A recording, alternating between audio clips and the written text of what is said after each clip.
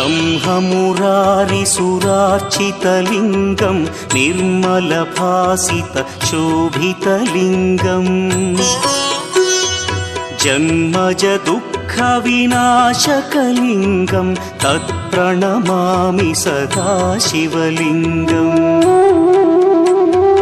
देवमुनिप्रवरार्चितलिङ्गं कामदहन करुणाकरलिङ्गम् रावणदर्पविनाशकलिङ्गं तत्प्रणमामि सदा शिवलिङ्गम्